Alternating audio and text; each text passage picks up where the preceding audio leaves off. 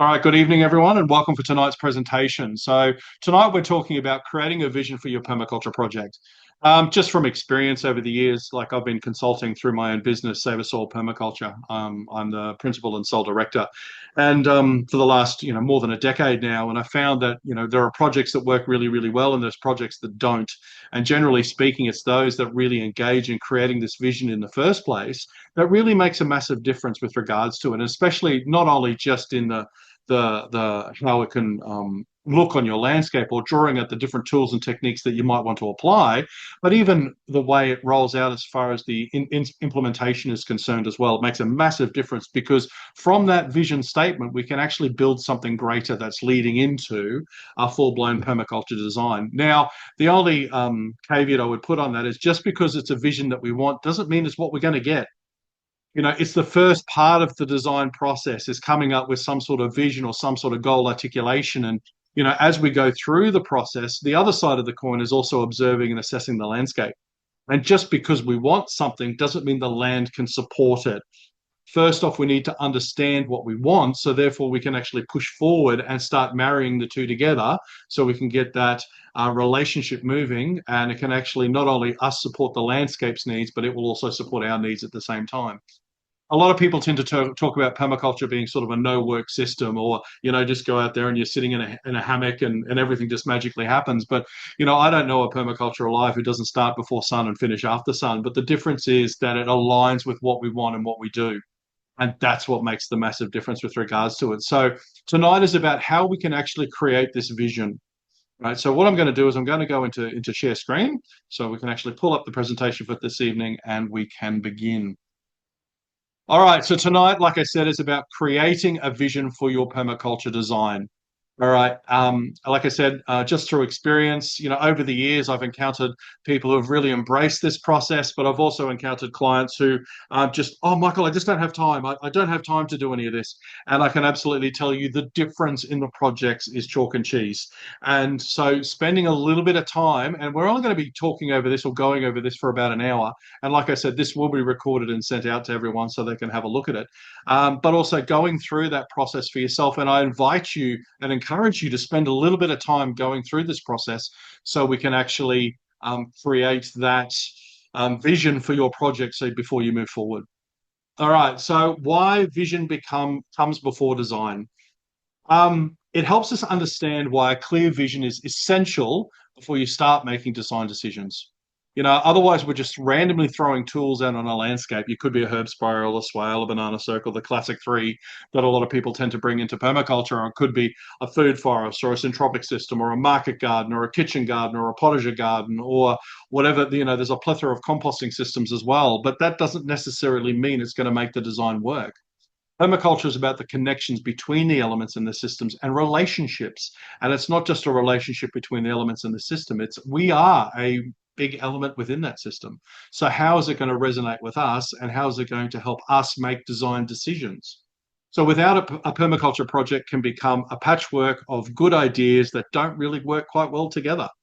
And I've seen that over time with working with a lot of clients, and who have, like I said, some have really embraced this process and some have sort of fought it the whole way. But when we're looking at designing a landscape, it's just not the external landscape. It's about understanding our inner landscape as well, so we can use that to help guide our decisions to move forward in those projects. So what happens when we skip visioning? And there are a lot of common things that pop up quite regularly when you skip this particular part of the process. So the most common trap people fall into is they just jump straight into solutions. We love detail. We like just diving straight in and what we're going to do and how we're going to do it. And even in the old saying, you can't see the forest for the trees. We're so focused on the tree, we don't see the pattern of the forest. And what this is doing is helping to draw out that pattern for us to be able to apply it to our landscapes. I could have one landscape, but 4 or 5 different clients and come up with 10 different designs, because ultimately there's lots of different visions that are in that, and it's really trying to align it to the client.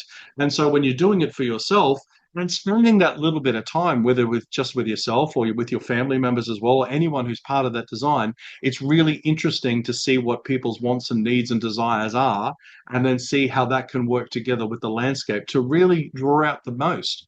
It's like Maslow's hierarchy of needs. When we're looking at it, we're starting with one layer before we can move on to the next. But how do we know what those needs are? And that's what part of the visioning process is. People often get excited and rush to build garden beds and plant fruit trees and install water systems before they've clarified what they're actually trying to achieve.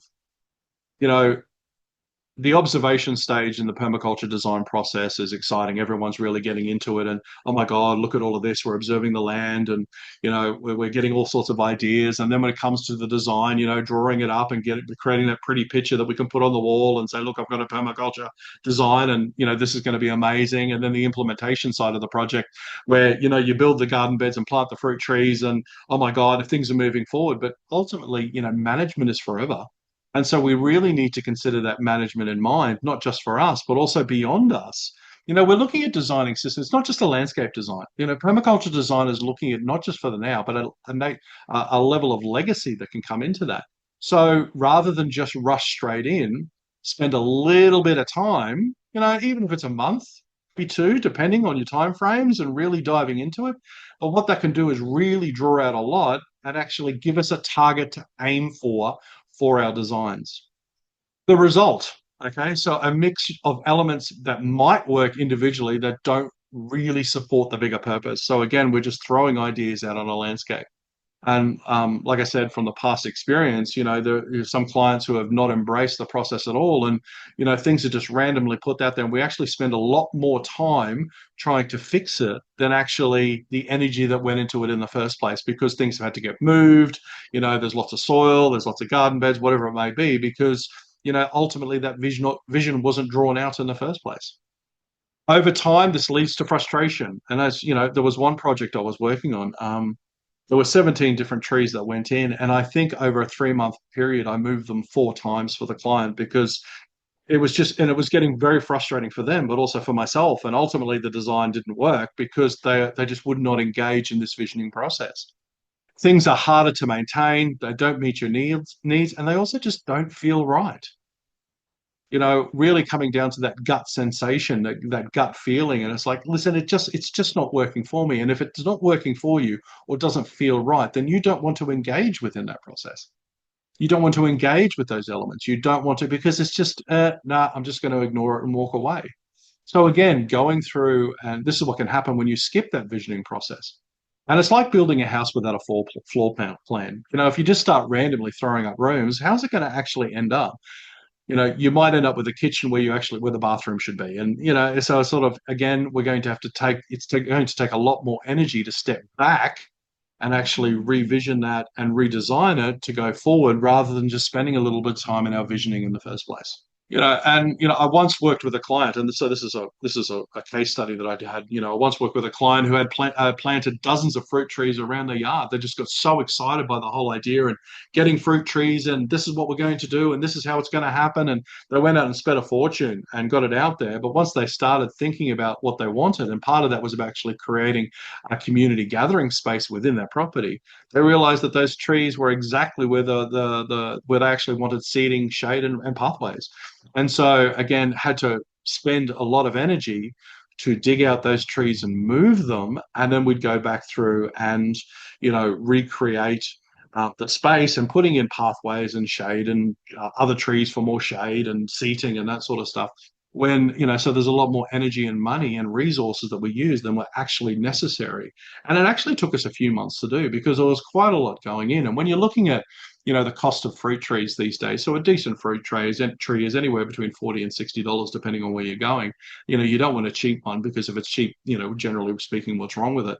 But when you're spending a lot of money and resources in getting this stuff and then putting it in the ground and then having to move it again, and every time you have to make a change, or every time you have to try and shore up that foundation in some way, it's actually creating more work and more stress for our plants, for ourselves, for the clients, depending on how you're going to go through with it. And so, really highlight some of the disadvantages of not going through this visioning process. How a clear vision acts as a compass. And that's exactly what it is. Consider it a target or a compass or a way we can find our North Star. So once you've created a vision, every design decision becomes simpler, because you've got a North Star to navigate it. It doesn't have to be It's not just a series of bullet points. We're actually drawing in a little bit of emotion here because, generally speaking, how do we make decisions? We don't normally make them based on logic. We tend to base them on emotion and then try to justify in logic. So if we're bringing that in and really meeting that need to start with, then that's actually going to help guide it and make things a lot simpler when you're reading your statement and sort of looking at it in front of you, or depending on wherever you pin it, you might have it on your bathroom wall or in your bedroom or in the kitchen or wherever it may happen to be, and you're looking at it. And when you're coming, or you have it in front of you when you're trying to make decisions or starting to make decisions, it's actually helping you to, like, much like holistic decision making, where you're looking at it going, well, is this idea, decision, or action that I'm about to implement going to meet that need? Will it actually meet that vision? And if the answer is no, why are we doing it? And so it actually makes things really, we can actually start making decisions very quickly as we're looking at this, because it's actually helping to create that North Star. It can guide our choices. So when we're faced with options, and there are so many options out there, and I'm sorry, the internet hasn't helped us at all. It's actually opened up so many more possibilities, and sometimes there can be information overwhelm. And so when you're going through, whether you're diving into that YouTube rabbit hole where you go in for 3 minutes and come out 4 hours later because you've dived into that particular pathway, or you're looking at trying to choose particular species of trees or plants that are going in, or different structures or layouts, you can actually ask yourself that question: does this serve our vision? And if it's not, then what changes do we need to make to it to help it serve our vision that we're actually trying to achieve? Or again, like I said, or we just drop it altogether because it's not actually going to work. It keeps the design coherent. So instead of just being a jumble of ideas, all elements of your system work together towards a shared purpose. It's not just about having things randomly thrown out on a landscape. Like I said, it's not just about pulling from the permaculture toolbox bag and just sort of throwing it out on the landscape. There's a herb spiral, and there's a banana circle, and there's a syntropic forest, and there's a kitchen garden, and there's a whatever happens to be. Just because they're tools that might be popular for the minute doesn't necessarily mean it's going to serve you and your needs. So this is actually helping to keep things consistent with regards to that. And it can actually help us align with a deeper purpose. So your garden or property becomes a reflection of your values and your lifestyle. Okay, not just a collection of techniques. So what is it ultimately you want to achieve for yourself, for your family, or your community, for your neighbors? All right, considering that as well, because I mean that's part of that ultimate, like I said, permaculture is about relationships and connections. It's not just about throwing things out on a landscape. So it can actually help align to our deeper purpose on how we feel and what we're actually trying to achieve with ourselves and the lifestyle that we want to have. So that actually makes things a lot easier in the long run when it comes to making these decisions for that very reasons. You might phrase it like this. All right. So a good vision doesn't just tell us what to do. It helps us say no to things that don't belong. Saying no is okay. And just because we want it, when we're starting to really dive deep into the visioning for ourselves, our family, and our community, sometimes those things that we think we might want, actually, it doesn't meet the need at all. And saying no is fine. It helps keep us focused and grounded when new ideas and trends pop up. Again, we can use it as a compass rather than just going with that, oh, yeah, let's just make a decision and make it happen. Oh, hang on, let's check it first. The idea needs to prove itself to us before we can actually implement it. Okay. And so, again, a clear vision acts as a compass when it comes to doing this. Now, there's lots of different examples out there, and I've only just got a couple in here, but you can have strong examples versus vague examples and visions. So you're looking at here that visions are. So this is something I actually use sometimes when I'm teaching in permaculture, and I bring this sort of stuff up. And so show participants the difference between a generic goal and a clear guiding vision. So a vague vision could be, I want a productive garden. I actually had a client a few years ago, and when we were really diving into the process, and I sent them away to do some homework to come into this, and the response they came back to me ultimately was, I want a therapeutic garden based on permaculture principles. Now, while that might sound grand, when we really broke it down, it really didn't tell us anything. What did they mean by a therapeutic garden? What was the garden for them? Was it just a kitchen garden? Was it a forest garden design? Was it, what was the garden as a representative to them? And when people talk about principles, generally it's not principles because they're design principles, not just principles, but generally what they're talking about is ethics. And so, okay, what did it mean as far as earth care? What did it mean as far as people care? What did it mean as far as fair share of future care was concerned? So, while it might seem like a therapeutic garden based on permaculture principles, when you broke it down, it really didn't tell us anything. And so we couldn't dive into the nitty gritty because of that. So, a vague vision, for example, I want a productive garden, it's too broad. It doesn't tell you what kind of productivity for whom or why. So what we really want is a clear vision. Okay, I want a low, for example, I want a low maintenance garden that produces enough fresh vegetables for my family of four year round, while creating habitat for native pollinators and offering a peaceful spot for morning coffee. That's got more in it rather than I just want a productive garden. Drawing it out a little bit. What is the emotion behind it? What is the needs that we're actually trying to create with regards to this? Now, every design choice from planting diversity to water systems to seeding areas can be measured against this vision. So, for example, the clear vision, I want a low maintenance garden that provides enough fresh vegetables for my family of 4 year round. Right. Okay. That's telling us, okay, vegetables. All right. So, how much space do we need to set aside? What's the broader requirements? How much time do people have available? It draws into deeper questions, but those deeper questions actually gives us more information to work with as far as the design is concerned. What are the limitations, whether it be mental, physical, or spiritual? They could also come into that. So again, it actually helps us narrow down the particular tools just by having a clearer vision than something as simple as I just want a productive garden. Now, we need to encourage people, whether yourselves or clients, to aim for visions that are specific, emotional, and functional, not just practical.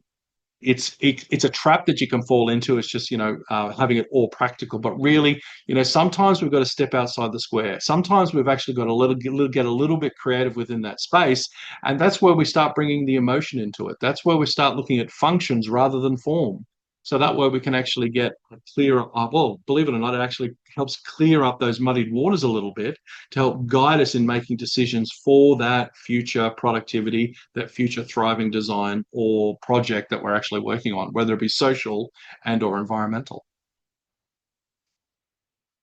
Now, we always need to ground it in the ethics and design principles. That's the foundation of where permaculture is at. So, bringing it back to the heart of permaculture. So, when you're looking at creating this vision, how is it that we're actually caring for the earth? How is it that they're actually caring for people? And that's people in the household, also yourself. So there's self, kin, and community that comes into that. When we're talking about earth care, so how are we actually rebuilding nature's capital within that? And capital being, water systems and soils and all sorts of other stuff. How is it meeting that vision? And also a level of fair share or future care, depending on how you want to phrase it. And that is it with regards to returning of the surplus back to the other two ethics. And or how is it actually going to look after or, help care for the future? And that's where the legacy comes in. So your vision should reflect how you want to live those ethics, not necessarily down to the tools or techniques, the lifestyle that you want to create with regards to that. Now, with David Holgram's 12 principles, we're especially focusing on the idea of design from patterns to detail. Starting with the bigger patterns, and that's what we're looking at when we're creating a vision. Okay, start with the patterns, which can lead to the detail rather than just going straight in for the detail. I've taught, I don't know how many PDCs over the years, and generally speaking, when people come into the course, they already have an idea of what is actually going to happen in their garden. They've already made those decisions. This is the permaculture design course is going to rubber stamp it.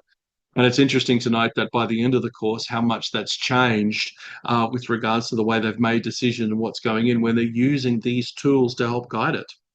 And so the idea of observe and interact, and it's not just about observing and interacting with the land, it's also observing and interacting with ourselves. That it reminds us that the design isn't just about objects and elements, it's about relationships and intention.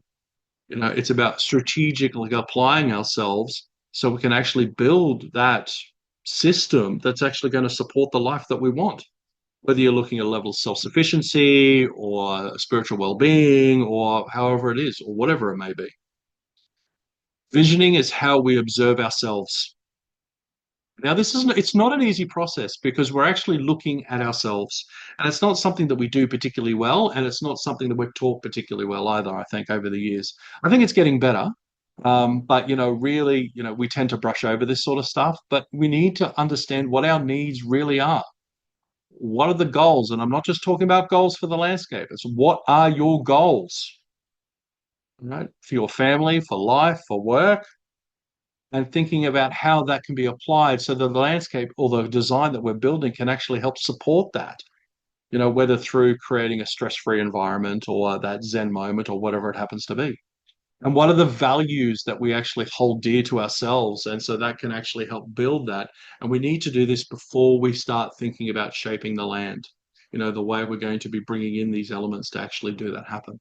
Because that way, like I said, we can use these as a decision-making tool before we can move on in that so that we know that it's actually going to support our needs rather than just throwing things out on that landscape. So when you're doing this for yourself, and like if you want to take a screenshot of this, or like I said, I'll be sending this out as the recording once I've rendered it down. Going through and just sort of sitting there and closing your eyes and imagine that you're standing in your space 10 years from now. Now, what I like to do with clients, or myself actually more than anything else, but when I'm working with clients, I work with them over time, and this is the sort of stuff we draw out. But imagine that you're standing in your space for 10 years from now. The sun is warm, the air is fresh. Look around. What does it look like? What do you see? What's growing? Who is there with you? What are you doing? Are you harvesting, sharing a meal, teaching a class, watching children play? How do you feel, or how does it feel to be here? Calm. Are you proud of it? Are you feeling connected to it? And spending time just sitting down and jotting this down on a bit of paper.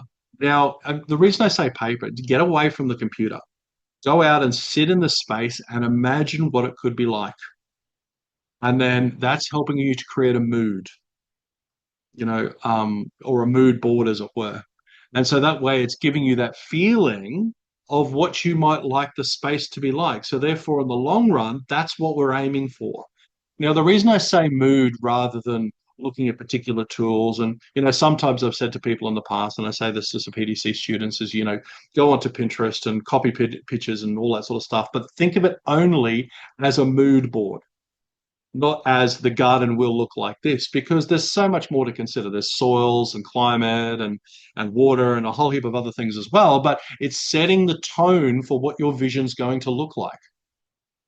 So going out and actually physically sitting in your space and writing it down, there's something very therapeutic with regards to that. And getting it out of your head and pulling it down actually takes, if we just sit there and think about it, we're living in our head. We're not doing anything about it.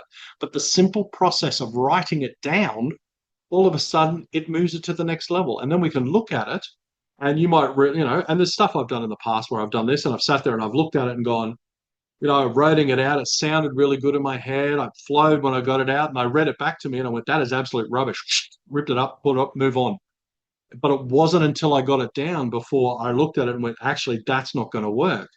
But while it was in my head, you know what? It was going to work. So just that simple step of going in and writing it down, but also you might find that there's a phrase in there that resonates. Right, move that to one side.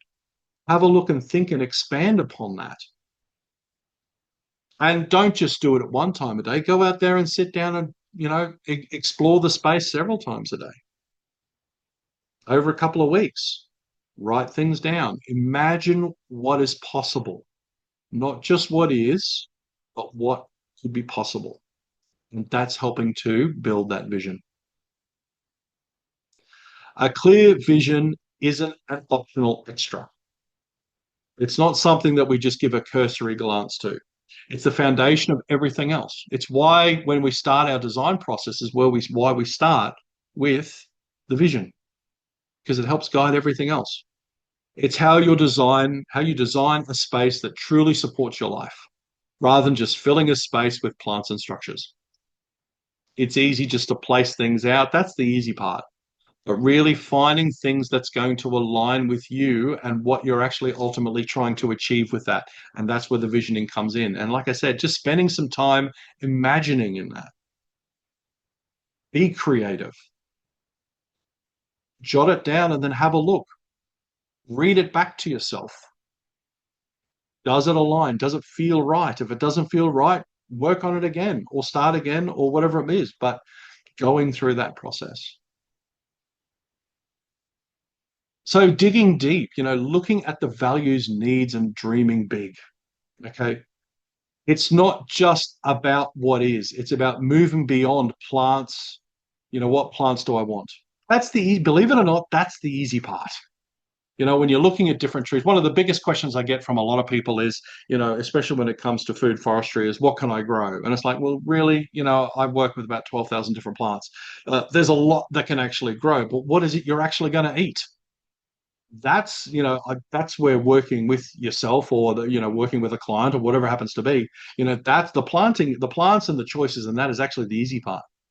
Okay. And into this moves it beyond that and into the why they are designing in the first place. What is it ultimately you're trying to achieve? It's pulling it back to that pattern rather than the detail. This is all about uncovering the motivations, priorities, and dreams that will shape the design from the ground up. So what is your motivations? Why are you doing this? What are the priorities you're looking for? And ultimately, what is the dream that you want from this place, that you want from your design? I mean, it sounds a bit woo, but like I said, I've been working with clients for a long time. And, those that really dive into this or embrace this, or when I ask questions, I know there's a couple of current clients who are on this call tonight, and we sit down and have conversations. It is actually during those conversations where I draw this information out and make notes and all sorts of other things that actually helps drive the design. When you're doing it for yourself, actually do it with a bit of intention. Be strategic with regards to it, and like I said, looking at uncovering what your motivations are for this. Why are you doing it? What are your priorities and what are the dreams that you hope that the design will shape from the ground up? Because that's what's going to drive you. You can get really enthusiastic with this stuff at the start, but, first year, really enthusiastic. Second year, woohoo, yep, look what we've done. We've planted a lot of stuff in. Third year, enthusiasm starting to wane. Fourth year, fourth, maybe fifth year, you start to give up. Why? Because it's not actually meeting your needs. And when it's aligned to the needs that we want, that we have, all right, and the dreams that we want to work towards, then it's amazing that it's no longer, we don't see it as work anymore. We just go out and do it. It's actually feeding our soul, which is really important. So looking at values and intentions, so why it matters. Before we decide what to build or plant, we need to understand what we care about. And this is what it's about. It's about what we actually care about. What are our core values that shape every decision?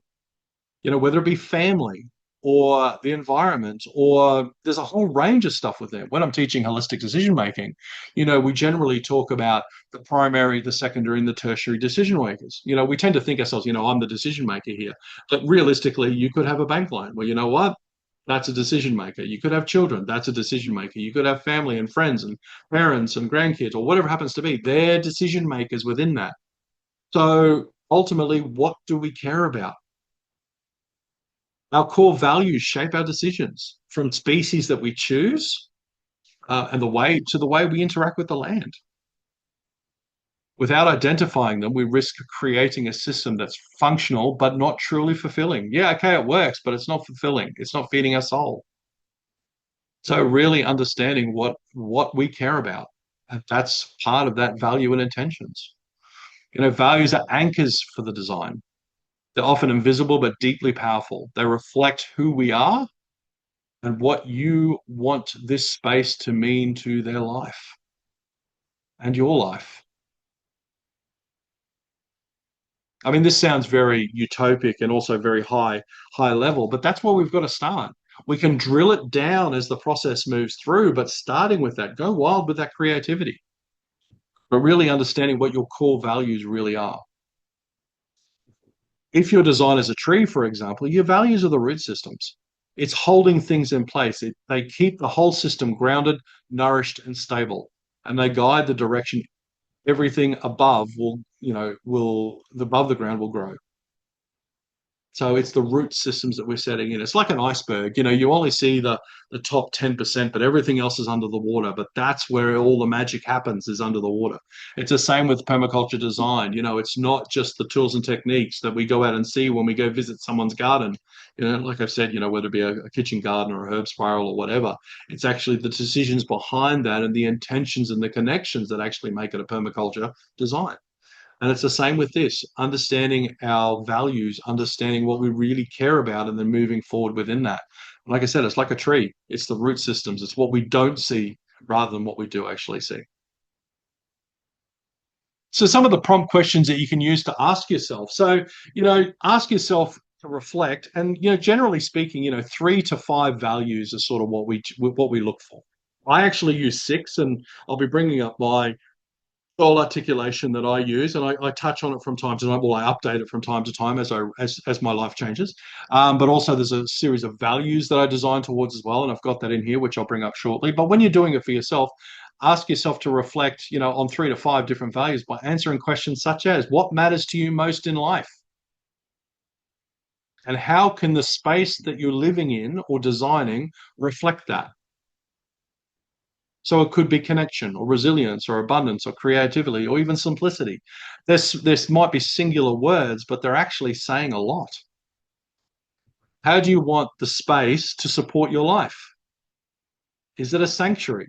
Is it a classroom? Is it a productive landscape? Is it a gathering space? Or is it a combination of all the above, depending on the different layers and levels that you have within your family units or friendship groups, all right, they're bringing in? But sit there and think about it and write it down. Now, what principles do you want your project to embody? So it could be sustainability, it could be regeneration, generosity, self-reliance, biodiversity. Like I said, they're only individual words. They're just examples, but expand upon it. You might come up with your own. I'm about to go on next week I've got a new client that I'm going out to visit. And, when we were going through the values, they actually came up with a new one that was actually not on the list that I'd provided, but it was really, really important to them. And it's like, that is awesome. You acknowledged it. You've brought it out, and they've spent a lot of time writing with regards to, and like I said, it's not just talking, but actually writing it out because it meant so much to them. And that's going to help guide the design. So, really dive into this and ask yourself, and you don't have to start with a lot, because you can always go back. This is not a finished, this is always an ongoing iterative process. And so it's always going to change. And as life events change or big things happen, or even small things, or you might get an idea and dive down a rabbit hole, go back and revision, add it to it, because it's going to add more value to you and your family, and or your community, when you bring this in. So a few examples of the values. So just from my own projects and talking to clients, okay, a place that brings my community together around food.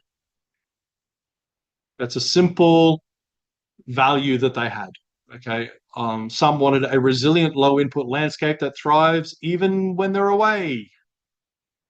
Right. It's a value. It's important that they can go away and come back and not be overwhelmed, and it's just thriving with, when they're there and also when they're not there. Or a space that nurtures creativity and lifelong learning. That's only some examples. But you can imagine, when you're working anywhere between 3 and 5 to start with, what else could come up? Or if you were to expand on these things further, what else could be drawn out of that? So needs and functions. Once we know our values, we need to get clear on the practical side. What functions the space must perform to support those values. So we have our values, right? What is the functions that are going to support to make sure that happens?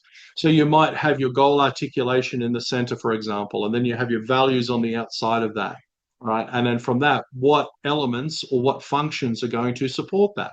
So if you're looking at it for yourself, for example, you might want to, you have yourself as the whole, as part of that decision-making process in the center, whether it be primary, secondary, or tertiary. And then one of your personal goals might be, I want to be happy, healthy, both in mind, body, and spirit. Great, awesome. And the actions that are going to support that. So the functions that are going to support that, it could be eating healthy, it could be exercising, it could be whatever happens to be. Well, what are the actions that you're going to do to support to make that happen? It's the same with our vision for our landscape and our lives. So what is it that there's the value, but what is the action or what is the function that's going to support that value to help make it happen? And it doesn't have to be big things. It's like little things. Something as simple as like for yourself, it might be I eat nutrient dense food. Bang, straight up. All right. But the detail is how you're going to grow nutrient dense food. What's the garden system you're going to use? What are the details that's going to make that happen? So that's on the design side and on the other end of the scale. But we're actually forming that need function from our values at the initial stage. We're not even looking at the landscape yet. Permaculture design is about meeting needs with elegant solutions. Okay, it's not about just being being strategic with a surgical knife. It's about being elegant. Okay, working with nature's patterns, what's already there. But we can't design effectively if we don't know what those needs are. And the difference between values are the why and the needs are the what. So values are the why. They deepen reasons for creating the space, whether it be a healing value or a production value or recreational social value, environmental value, or even an educational value, depending on how you want to look at it. And the needs are the what, the essential outcomes your design must deliver. So a value might be with regards to health, and the need must be how are you going to grow that nutrient-dense food? So the essential outcomes, that's what you want out of it, as examples. So some practical functions.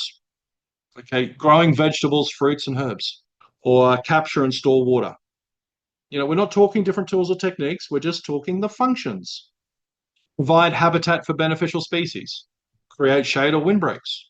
Manage waste or compost. Support pollinators, or generate an income, or reduce grocery bills. Or maybe a combination of both. I don't know. But these are just some examples. They're functions, not the form. Form is important, but we're not up to form. We're actually forming the function so we can ultimately choose the form that's actually going to help make that happen. And there could be personal and social needs as well. Okay, something is provide a peaceful retreat or healing space. Host workshops or community gatherings, depending on, that's something for me, because I'm an educator as well as a practitioner. Create a play space for children. When my kids were a lot younger, that was a very important part of the design process. It wasn't just about, putting up all food and all sorts of other stuff. It was like, that's a great climbing tree. Awesome. That's staying and going in the design. It's an important part of that. Strengthen self-reliance and reduce costs. Things are getting more and more expensive. So how can we set up these perennial systems? So therefore, while at the start there might be energy that goes into it, in the long run, it's minimal input for maximum output. Okay, but what are the personal and social needs? And it's not necessarily just on the physical landscape, but also the inner landscape as well. And how can it support physical activity and outdoor and time outdoors, getting us out? To give an example, at the old property that I had, I planted a couple of apple trees, and apples in my climate don't do particularly well. But the only reason I did is my eldest son at the time loved apples, and he's got to the point where it was like 7 a day at one point. Just absolutely incredible the amount he was eating. But planting those apple trees out there got him out from the house, away from the computer, and he went out and started doing stuff in the yard to make sure that those trees were taken care of. It was a small thing, but it actually started something larger. Okay, so how can we actually design something in to support the physical activity and outdoor time? Whether as individuals or as a community group or a family. And if you're stuck, if you really don't know when you're looking about it as far as the functions is concerned, think it's about the problems you're trying to solve. What are the problems are out there? Because Bill used to have a saying, the problem is the solution. So, okay, let's look at it. What are the problems, and what opportunities do those problems present themselves? How can we actually meet that or help deal with the root cause of that problem? And that's going to help us decide on what the functions might be that we need to do to bring into our landscape. These often point directly to design needs. So, whether it be, I don't know, whatever it may be on a personal level or an environmental level. Right, great, awesome. But what changes do I need to make that happen? That's helping you make decisions. That's actually helping you understand what the function you want from the design is. And getting into the big picture dreaming, you know, why it matters. Now that you hopefully, and like I said, you can go over this, and I've seen some people I can see in the corner actually taking photographs and stuff. That's great. That's awesome. All right, understand what's important and what's needed. It's time to remove the limitations and really go big. We can peel it back later on, but if we don't start getting creative, then we're still stuck in a box. The limitation really is, the only real limitation is, what we actually set ourselves. There are limitations in design, but the yields can be exponential based on that creativity that we can actually have. This step invites us creativity and helps to reveal emotional, experiential side of the vision. It's again tapping into that emotion. That's how we generally make decisions, not necessarily through logic. We justify it through logic.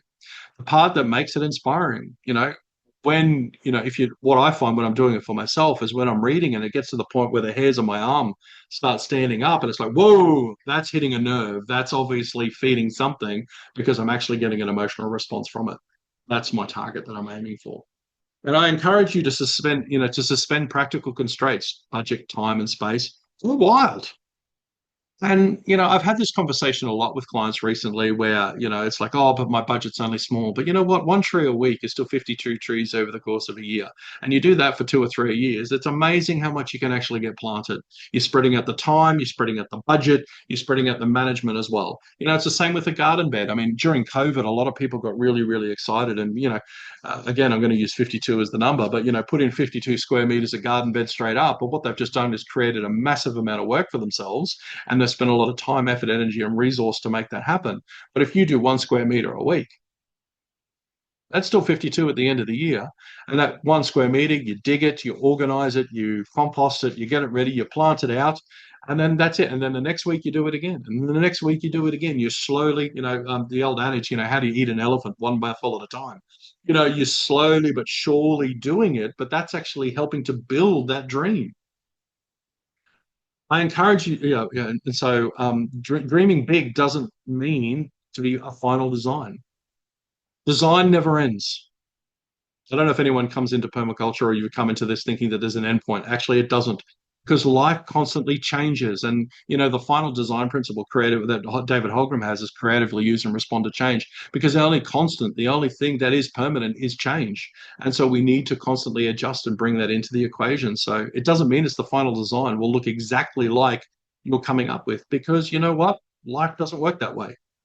Okay, but it helps capture the essence of what you truly want out of this. And then again, using it as that guide, that North Star, so we can actually use it to make decisions. Think of this like painting a picture with words, right? It's descriptive. It's not a plan yet, but a feeling.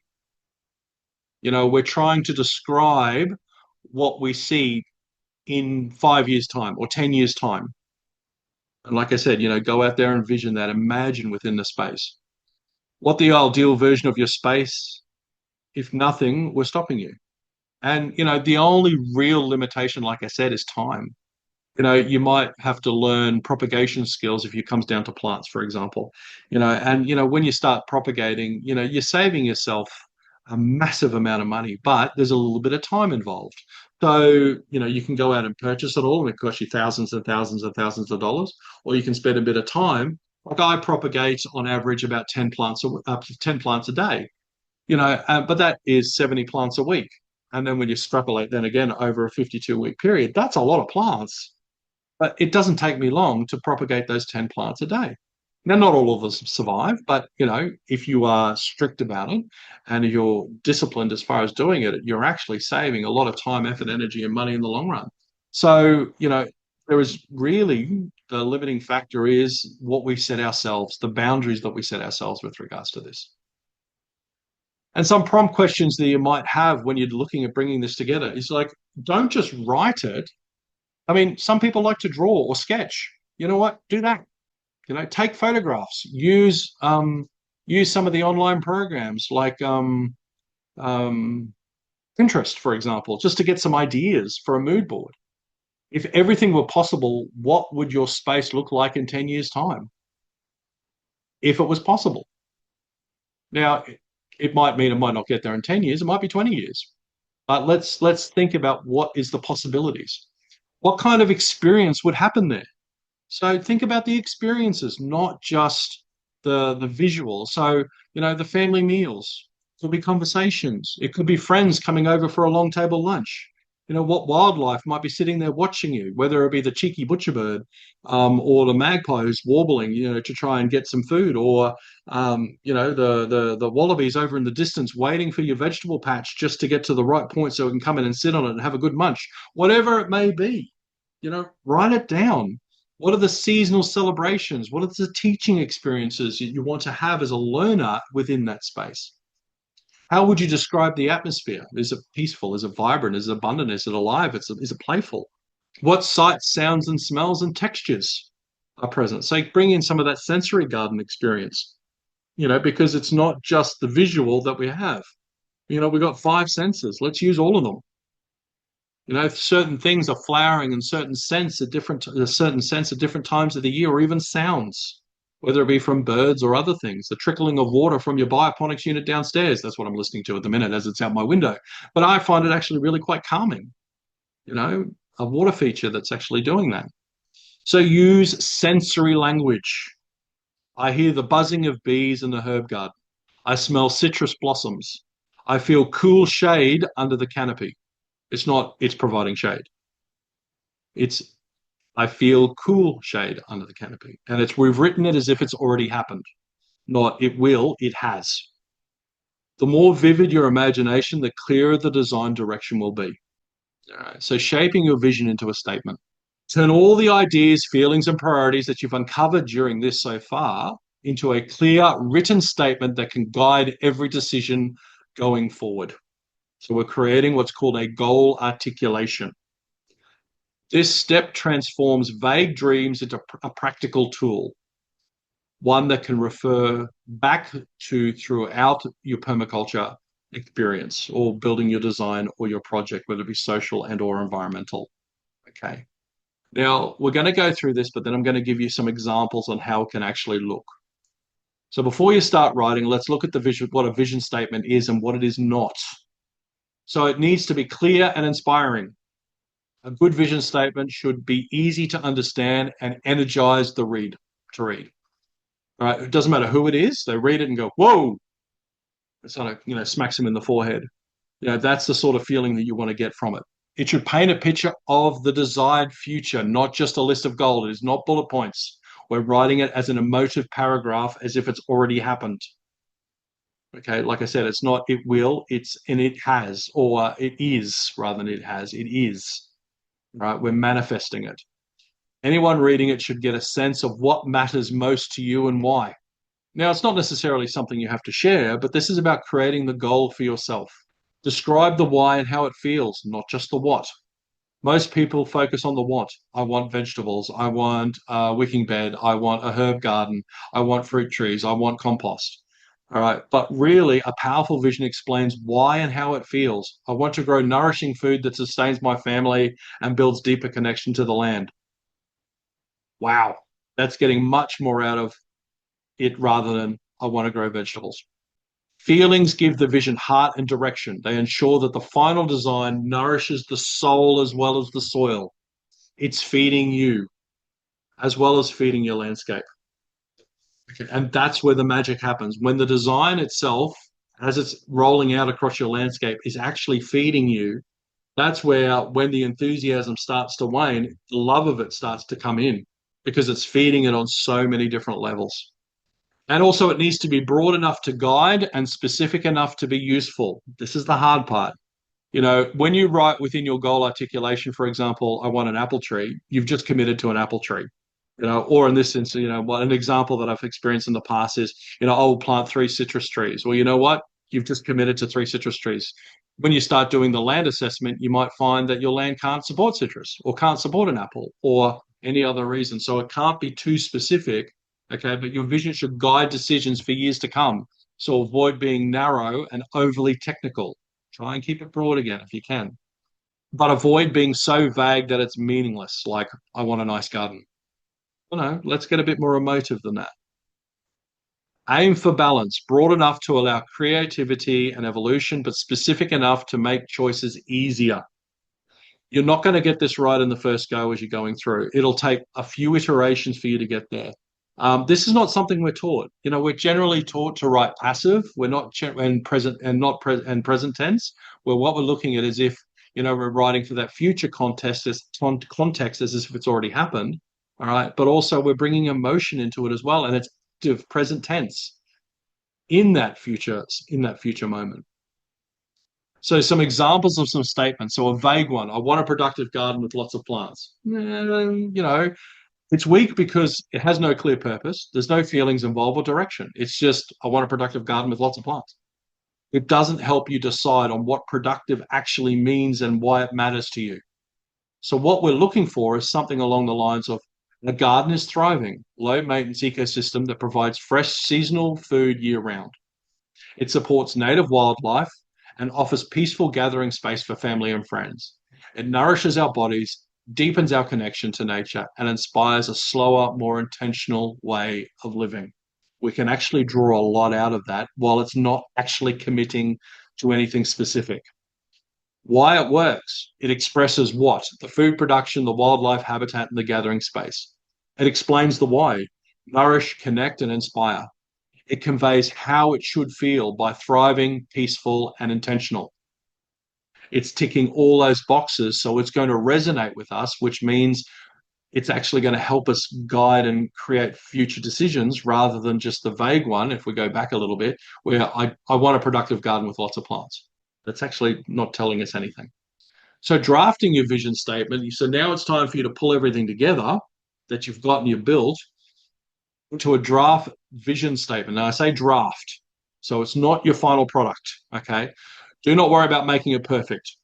It's not about focusing on it being Shakespeare. You know what? If you don't write like Shakespeare and you try to write like Shakespeare, you know what? It's not going to resonate with you. You've got to use your language. If every second word that you use is the F-bomb, you know what? Use it.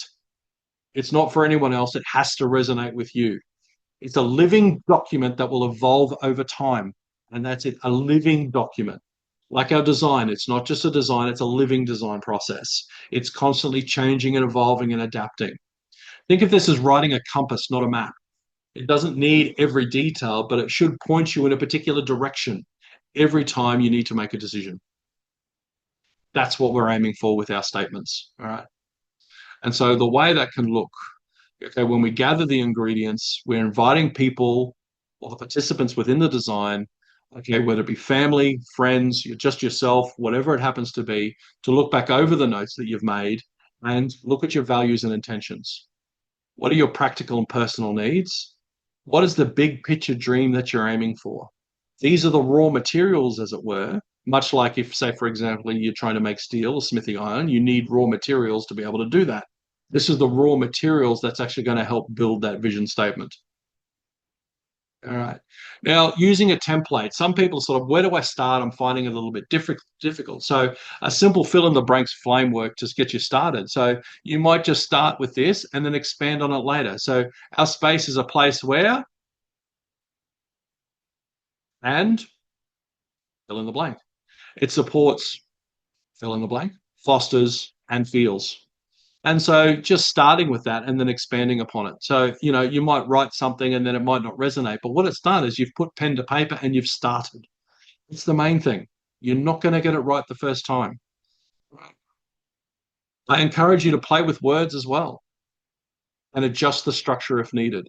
The goal is a few sentences. And so it's, a paragraph, maybe two paragraphs that describes the essence of your space, captures it with purpose and impact, and convey the feeling that you want to actually create. That's what we're aiming for. Okay, and like I said, just use that to start with if you want. Our space is a place where, and it supports, fosters, and feels. All right, and just start building it from there. And again, no more than a couple of short paragraphs at tops. Now, this is a first draft only.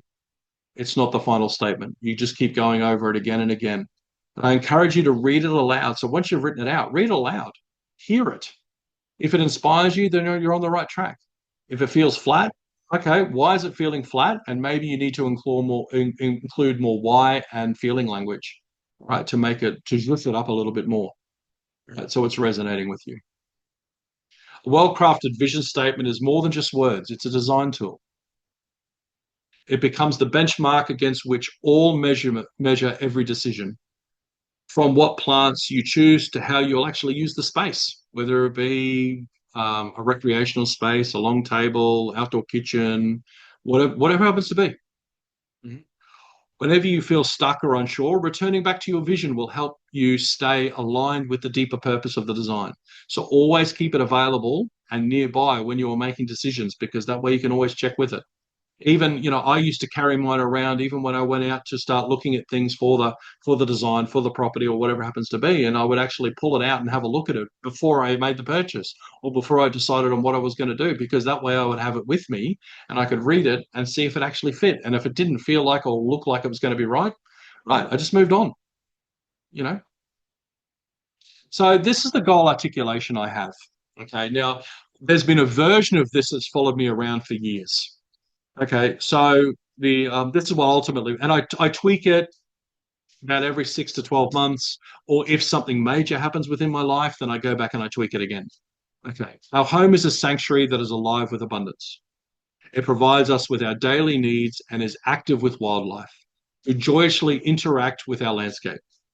From the kitchen garden filled with green to orchards full of fruit and nuts, it is a sea of colors that provides for our happy and healthy family.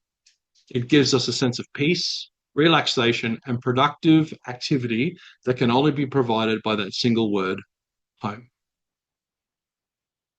Now, that's mine. So I'm currently in a rental, but this is still the goal articulation that I have when I'm looking at making decisions on what I'm going to be doing within the limitations of what I'm allowed to do with this space. So I've got an extra limitation of the being a rental. So there's a landlord and a real estate on top of it. So it's not just the limitation of myself and my family. It's also the limitation of the land. It's also the limitation of the landlord and the real estate. So there's an extra decision maker within that.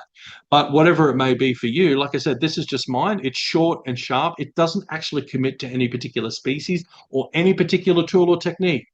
But what it does is give me a guide to help decide on what's going to make that happen.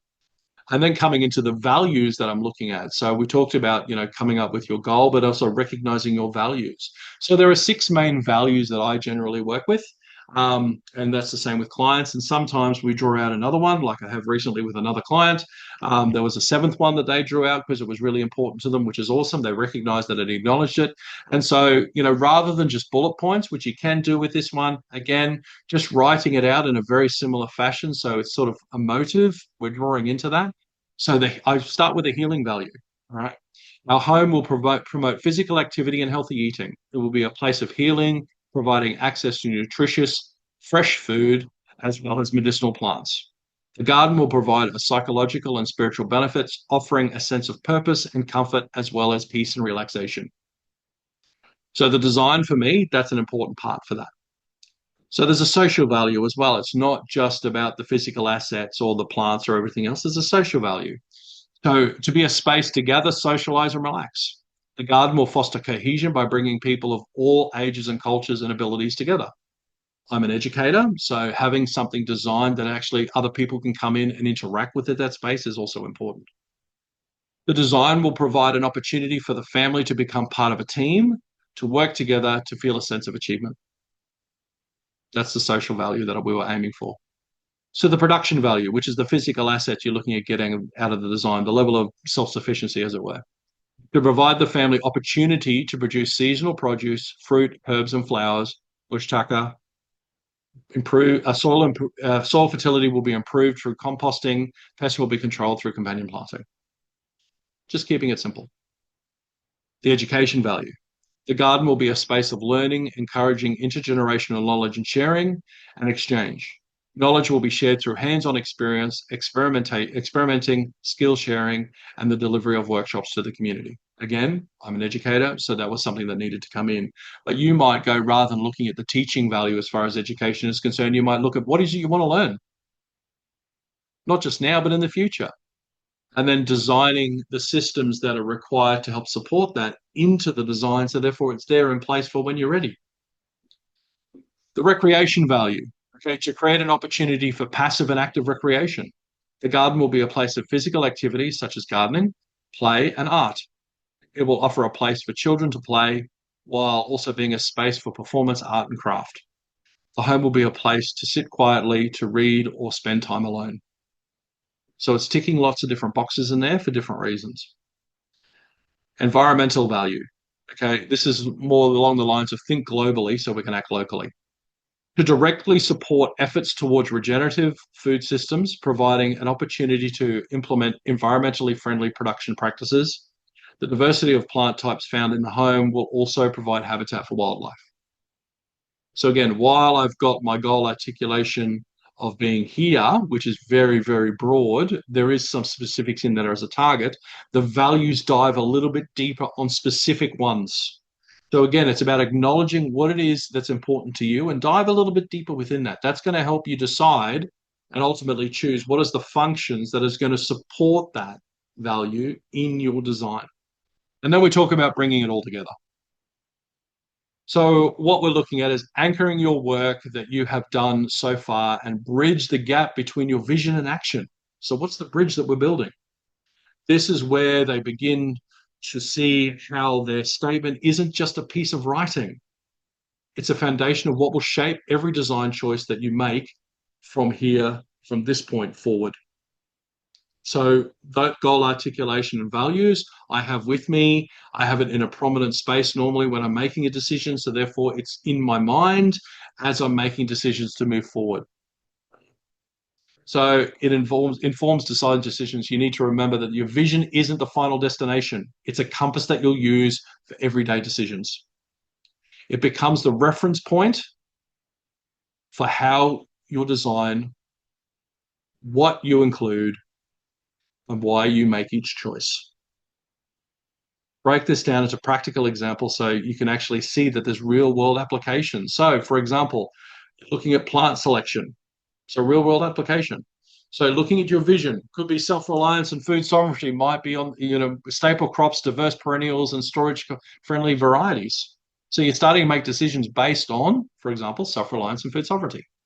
A vision focused on biodiversity and wildlife habitat will prioritize native species, flowering plants, and layering plantings that support insects and birds. Now, they're not to say that they're mutually exclusive. You could bring them together, but this is giving you an example. Choices that you make as far as your goal articulation and values is concerned is actually going to help you make decisions on these other things, down to particular species. Layout and spatial design. So a vision that includes community connection might include a gathering space, shared gardens, or outdoor kitchens. A vision focused on peace, reflection, and healing might feature meandering gardens, quiet nooks, water features, and sensory planting. Again, pattern to detail approach. When you're looking at water systems, water's, no water, no life for a lot of things. So a resilient focused design might include swales, tanks, and water harvesting earthworks. A low maintenance design vision might favor automated irrigation and drought tolerant species. I was actually having that conversation with a client today where we were looking at particular species and, subject to the water availability, it might be, well, here's the species. There are various varieties within the species. So therefore, which ones are going to be more drought tolerant for that particular site. So we're going through and making decisions, just subjects based solely on water as that decision making in that instance. But that was helping us narrow down to the particular species we're going to be planting based on the water systems. Structure and infrastructure. So you could be a teaching or demonstration site. There's a lot of people that want to do that. And so they might include a classroom area, signage, and experimental growing area spaces. A family retreat might prioritize shaded seating, play areas, and outdoor cooking facilities. What is ultimately you're aiming for? By connecting these choices back to the vision, you begin to understand how every decision, big and small, should align with the story you're trying to create with the land. And that's it. It's a story. That connection, the connection to place and space. And there's no right decision. Okay. Two projects could, on identical blocks of land, could look completely different because the people behind them have different visions. All right. So, and it's important that you try, if you can, to include everyone who's involved in the project or on the space, because everyone has an input of some sort. And, I've seen it before where, for example, one partner's really involved and the other partner's like, nah, I'm not interested. You go do your own thing. But the moment you go to plant the first tree in the ground, guess who's there asking and wanting to be involved? All right. And that's where everything can change because, their wants and needs are coming into it as well. So, try to involve everyone in the project into those decision-making processes to build that vision because you know what, then it's aligned with everyone who's on site, not just one person. So when we're looking at this, there's a couple of different design, visions and, sort of how to design outcomes that can come from this. So one example was, an abundant family homestead. This is what the client was looking for. So the vision we came up with is our space is a self-reliant, productive homestead that nourishes our family year-round with year-round food, teaches our children about ecology, they were homeschoolers, and provide space for seasonal celebrations. Great. So the design outcome that came from that, we had productive annual beds. We included chickens and compost systems. We had an orchard of some sort. Ultimately, orchard, small food forest, holistic art, whatever whichever word you want to use. Okay. It had a greenhouse for extra production. It had a play area for the kids, and it had shared outdoor dining spaces because they were bringing things from inside the house to outside the house. They wanted to live outside. So we brought that into the design. And that is what actually fed into that vision, right? Drawing it from pattern to detail. Another one it was actually about a sanctuary for regeneration. It wasn't about any sort of growing food or self-reliance or that sort of thing. So the vision that they came up with is our space is a regenerative refuge that supports biodiversity, restores soil and water systems, and offers a peaceful, restorative place to reconnect with nature. Great. So the design outcomes, we had a lot of native plantings, we had habitat corridors, we put in a pond for water. There was a lot of rewilding that happened with that with regards to native flowers and other native species. We had minimal hard infrastructure, so therefore it was very flexible, mobile. It wasn't about bringing in sheds and all sorts of other stuff. There was a lot of seeding nooks, there was pollinator gardens and minimal maintenance systems. So it was all about low maintenance, all as natural as possible because the whole point was a sanctuary for regeneration. It wasn't about growing food. So again, that vision helped guide the choices that we made to bring into that landscape. Okay. Both designs are permaculture. Okay. I've seen a lot recently where it's like, permaculture focuses on food. Well, actually, no, it doesn't. It focuses on life. And both designs in that instance were permaculture. Both follow the same ethics and design principles. Their forms diverge because the visions behind them were different. So again, you can have the one bit of dirt, a couple of different clients. You're going to come up with a couple of different designs, and this is why investing time in really creating and crafting that strong vision is important and valuable. Okay, it actually helps shape each layer after that because we're constantly referring back to it to make decisions. And when you're going through and you've created it, like I said before, I always go back and review mine probably every 6 to 12 months, or after what I believe to be a major life event, because it's a living document. It's something that will change, and our lives change all the time. So do it seasonally. You might want to do it seasonally. Reread your vision and start at the start of each growing season. Does it still resonate? Does it still reflect? After big life changes, okay, does your family grow? Has it gotten smaller? Have people moved out? Have people moved back in? Right? There's lots of different changes. Um, if you move towards income generation, that's a shift, right? What do we need to do, and how's that going to affect? If you gain new skills, like I don't know how many different, every time I learn something new, I test it before I implement it. And if I find I'm not stuck on one particular technique, if I find one that works better, I'm more than happy to put that one down and pick the next one up because it's, going to give me more productivity. It takes less time or less space or whatever it happens to be. So there's always constant change within that. So bringing that in. And also do it during the design process. So when you feel stuck or overwhelmed or unsure, return back to your vision. Does this decision bring me closer to the space I actually want to describe or create? Is this bringing it back to the vision or the future that I want for myself and my family or my landscape? Right. Most resilient systems, ecological or personal, are those that evolve over time. It's not about getting it in hard and fast. Like I said, one tree a week is still 52 at the end of the year. They evolve though on what species, where it's going to go in, how it's changed. Okay, let the vision grow with you. Don't just stick to it as a point in time, because then we're working backwards. And the vision you write today isn't just a statement, it's a tool. It will guide decisions, shape priorities, evolve alongside of you. It's a bridge between imagination and action. It's actually the heart of the design process. I've done a lot of PDCs as a student over the years. I've done 14. I've actually started a 15th. I forgot I'd actually had access to one for years. And anyway, I've just started to do it. And, some actually really spend a lot of time on the building the vision and others don't. And as I said, I just can tell you from experience that when you spend a bit more time in conversation in and around the vision for that future, it's amazing how much more it aligns to you and actually makes those decisions a lot easier. Now, the next step sort of from here, so you refine your statement. Okay, remember what you craft today or tonight or tomorrow or when you get round to it is not the final version, it's the first version. And I recommend you go back and revisit it regularly. Add insights that you think you read and go, actually, I missed something there, include it. You might want to clarify some of your wording. Okay, ensure that it reflects your values, your current values. Okay, because they can also change as well, your needs and aspirations.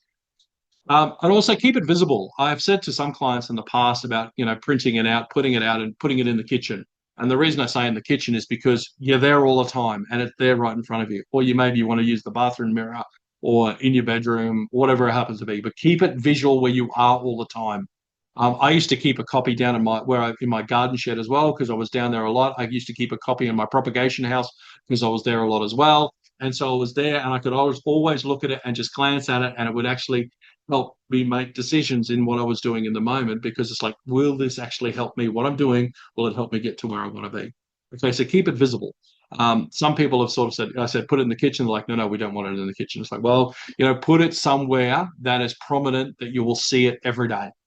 So that way, when you're looking at it and you're making decisions, it's there and it's helping to guide you. So, where from here? You created your vision, you've got your goal articulation, you've drawn out your values, you're starting to do that. And that's where you start moving on into the next stage. Now, tonight's not about going on into the next stage, but the things you need to consider is we've done, you look at our own internal landscape, our inner landscape, then it's time to start looking at the landscape. So it's site observation. Okay, spending time observing your land or your garden at different times of the day and seasons, taking notes on sun, shade, water, soil, wildlife, relate these observations back to your vision. Which areas best support the goals that you've set? So even it's not about getting to detail, it's still just blobbing it out. Print out a map off Google Earth Pro or whatever it happens to be, and then start coloring it in with pens just to get some sort of sense and idea. Set some goals with regards to it. So break your vision down into achievable goals.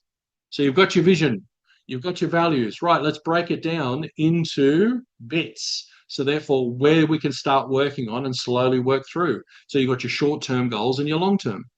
Okay, example could be if your vision includes a thriving vegetable garden year-round, you might want to include raised beds, selected suitable crops, and installing irrigation systems. Right, this is what we want to do.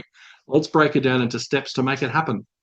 Then it's achievable. Again, how do you eat an elephant? One bite at a time. Okay, base mapping. So, getting down and drawing out your property, or like I said, something as simple as downloading a map off Google Earth Pro and just sort of using that, just something that you can actually start using and jotting down and coloring in some different ideas, using your vision as a guide for this. So every element in the design serves a function that aligns with your core intentions, everything that comes into it. Now, there's lots of other resources and opportunities out there. So for continued learning, I mean, there's a lot of books and blogs and online resources from various permaculturists around. Your public library is actually a great resource as well to be able to get a lot of information from for this sort of stuff. There's other workshops out there that you could probably attend, or online courses. For those that are interested, I can't recommend a PDC enough. I don't care where it's, where you do it or how you do it, because it dives so much deeper into this process and it gives you a sort of more of the whole package. But, starting with the vision is actually really, really important. There's community groups and forums and local permaculture networks that you might have available as well. There's a lot of worksheets and templates that if you just put into Google search engine with regards to, goal, visioning for a permaculture project, and template, and it's amazing how much it can come up. That gives you some ideas and stuff that you can download. Or even you might want to go a step further and get someone in to come and do a consult. And there's a lot of great consultants out there with regards to that, and they can actually help guide you through this process to actually go from your visioning to your land as well. So, there's some free options and there's some paid options in there as well. And it's amazing how far you can actually take it. So, in a nutshell, what tonight was really about, I know we've gone over and I apologize for that. A lot of information in a short period of time, but your vision is your design compass. Okay. It guides every decision and keeps your project aligned to your values. That's what it's about. Visioning is iterative. Okay. Revisit, refine, and adapt as your knowledge, skills, and goals evolve. So you're constantly going back and having a look at it. Right. Observation and goal setting and base mapping are your first concrete steps toward bringing your vision to life. So that's the next stage. But again, getting it down and then start choosing the details or drawing out the functions within the landscape to make it work. Okay, your vision will help you translate your imagination into action, building a permaculture system that reflects your dreams and priorities, rather than just randomly going out there. And like I've said, I've worked with a lot of clients who've really embraced this process, all the conversations that we've had. And from those conversations, this information has come out. And I've had people in the past who've resisted from day one. And interestingly enough, the difference between those that resisted and those that embraced, the design just flowed compared to it just being, it's just not. And it wasn't resonating with anyone. Okay, so spending a little bit of time within this process actually helps bring something greater in the long run. All right. Now, thank you for listening to me rabbit on. All right. So there was a lot of information in a very short period of time. So what I'm going to do is I'm going to stop sharing screen for the minute. And if anyone has any questions with regards to any of that sort of stuff, there's nothing in the chat. All right, cool. If anyone's got any questions, please, now's the time.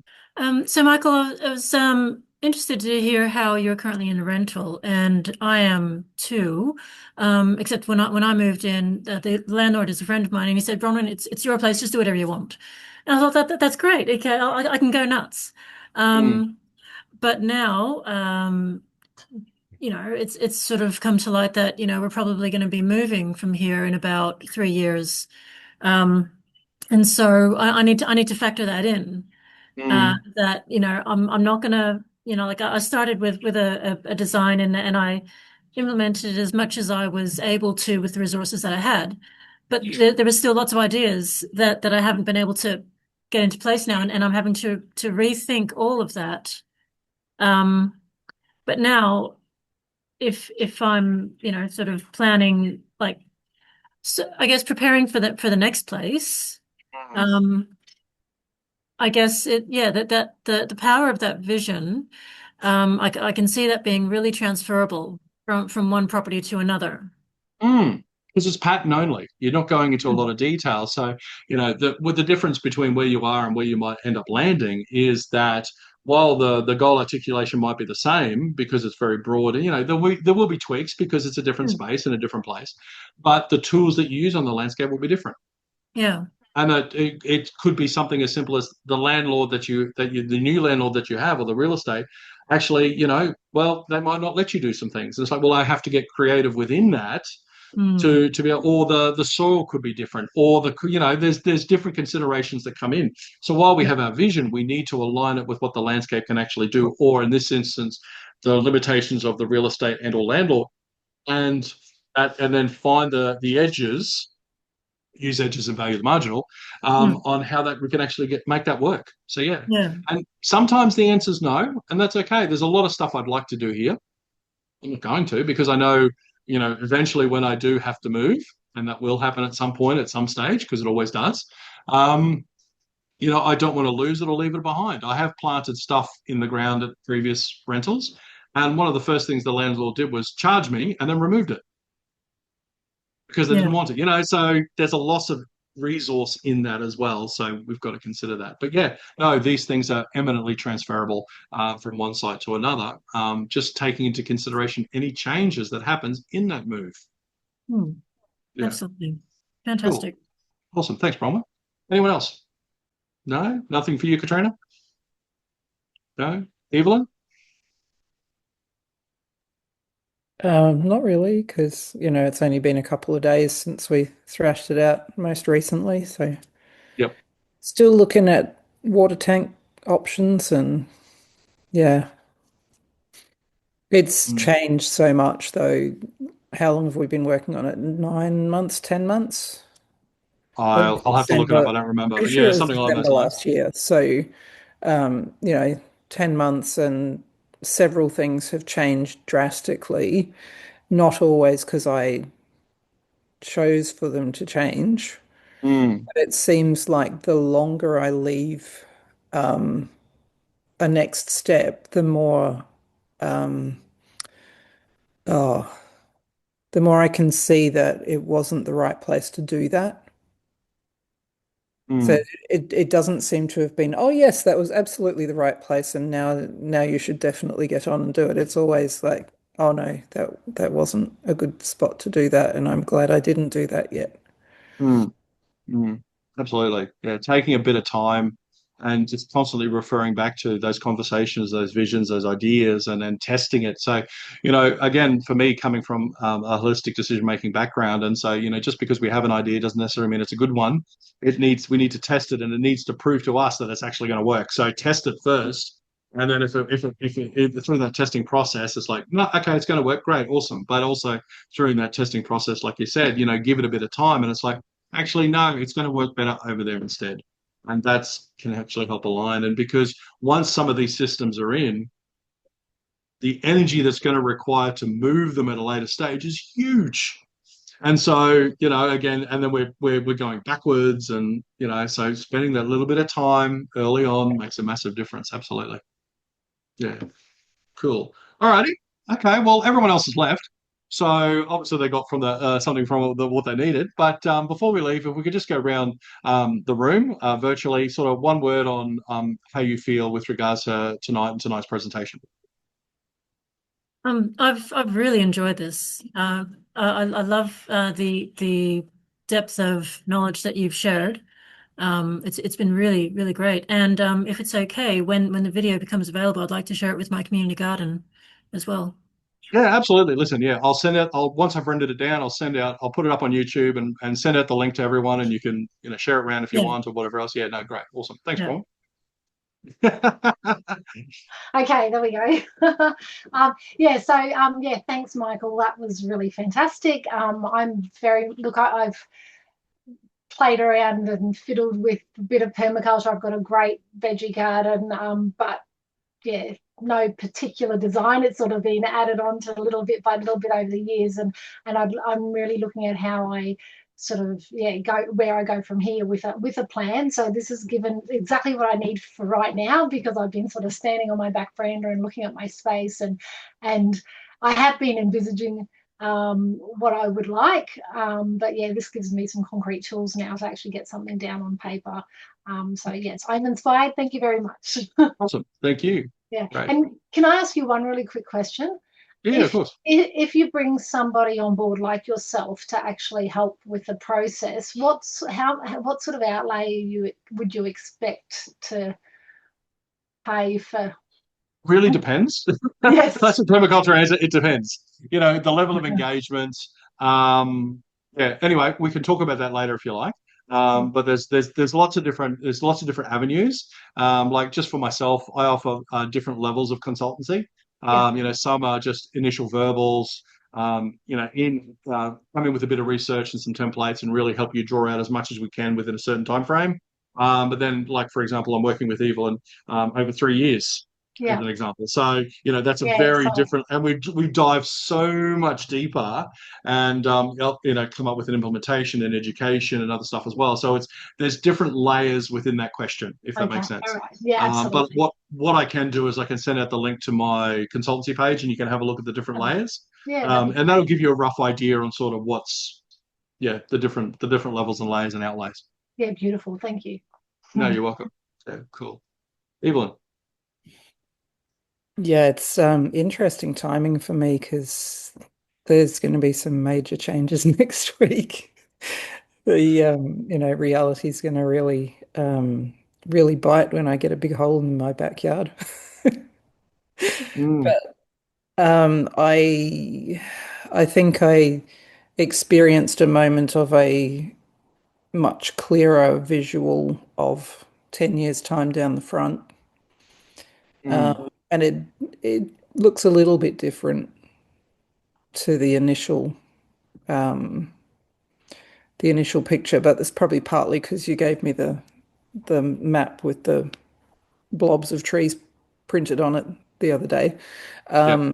But yeah, the understory, I'd never really put a lot of thought into the understory, and that's sort of come like flashed into my head a bit more Yeah. today.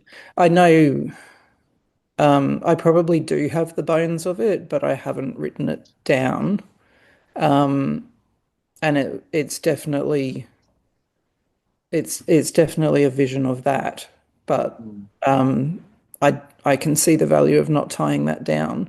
And I can mm, also see that getting regular water into that space means that as the trees grow, there's things I can do that I won't be able to do once the shade's there. So, like, it'll be quite a transient space over the next couple of years. absolutely. Yeah, yeah, And yeah. just being okay with that is, yeah, Mm. it's allowed It's to it'll change. Yeah, well, absolutely, and it will change. It'll take anywhere up to 7 years before it hits its, I won't say final form, but before that transformation slows down Yeah. as things Yeah. get to a certain size. But yeah, no, absolutely. Yeah, cool, Yeah, awesome, digging my toes in, I'm definitely got to stay that long. fair enough. All right, everyone. Well, thank you very much. Hope you got a lot out of this evening. And we did go over. I do apologise, but there was a lot of information, and people didn't seem too bored as I was rabbiting on. So great, awesome. I'll render this down and I'll send it out probably tomorrow afternoon. And yeah, thank you very much, and I hope to see you all again at a later stage. Okay, thank you. Thank you. Bye. Good night, everyone. Good night.